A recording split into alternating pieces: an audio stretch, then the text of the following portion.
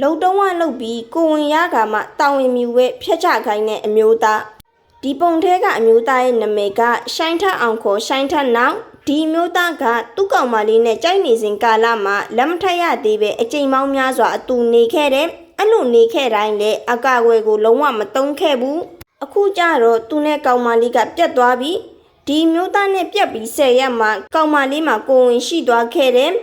ကိုဝင်ရှိသွားတော့ကောင်မလေးကဒီမျိုးသားကိုဖုန်းဆက်တဲ့အချိန်ဒီမျိုးသားကတခြားကောင်မလေးတယောက်ရဲ့အိမ်မော်ကိုတောင်ရောက်နေပြီကောင်မလေးကသူ့မှာကိုဝင်ရှိနေပြီဖြစ်ကြောင်းဒီမျိုးသားကိုပြောပြမလို့လုံနေတာကိုသူ့ဘေးမှာဒီမိန်းကလေးပေါ့နော်ဒီမိန်းကလေးကရှိုင်းထအောင်ဆိုတဲ့ဒီမျိုးသားနဲ့ဖုန်းပေးမပြောပဲသူ့ပဲကြားတဲ့ကနေဇွတ်ဝင်ပြီးပြောနေတယ်ကောင်မလေးကရှိုင်းထက်နောင်နဲ့ဖုန်းပေးပြောပါလို့ပြောတော့ဒီမိန်းကလေးကရှိုင်းထက်နောင်ကိုဖုန်းပေးလိုက်တယ်ကိုဝင်ရသွားတဲ့ကောင်မလေးကငါမှကိုဝင်ရှိနေပြီနင်ဘလို့လုံမှလဲနင်ဘလို့တာဝန်ယူပေးမှလဲမေးတော့ဒီမျိုးသားကငါနဲ့ပြက်ပြီးမှဖြစ်တာငါနဲ့မဆိုင်ဘူးဆိုပြီးလူစိတ်မရှိစွာနဲ့ပြောတယ်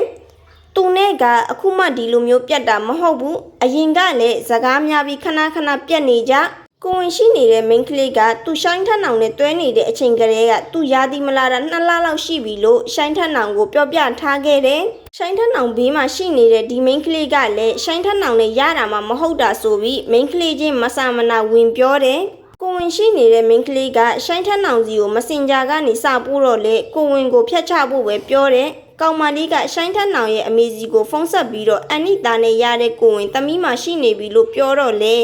ရှိုင်းထက်နောင်ရဲ့အမေကသူ့သားကြောင့်ကိုဝင်ရှိနေတာကိုတာဝန်ယူပေးမဲ့စကားတစ်လုံးမှမထွက်ပဲသူနေမကောင်းလို့စိတ်ညစ်ခံလို့မရဘူးပဲပြောတယ်ရှိုင်းထက်နောင်ဆိုတဲ့ဒီအမျိုးသားကသူပထမတွဲခဲ့တဲ့မိန်းကလေးမှာသူနဲ့ရတဲ့ကိုဝင်ရှိနေမှန်းကိုသိနေတာတောင်မှတာဝန်မြူပဲဖျက်ချခိုင်းနေတာကိုဒီမိန်းကလေးကတိတိကြီးနဲ့ဒီမျိုးသားနဲ့ဘလို့စိတ်နဲ့များဆက်ပြီးတွဲနေတာလဲပေါ့နော်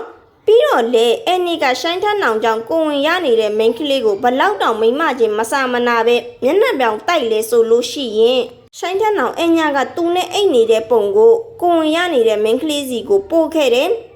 ဒါဆိုရင်ရှိုင်းထက်နောင်ရဲ့ Facebook အကောင့်ပေါ့နော်အခုတော့ Facebook အကောင့်ဖျက်ချသွားခဲ့ပြီမိန်းကလေးတွေကိုပြောချင်တာကဒီဗီဒီယိုကနေသင်ခန်းစာယူကြပါမိန်းကလေးတွေကိုတန်မိုးထားကြပါအညာမလွယ်ကြပါနဲ့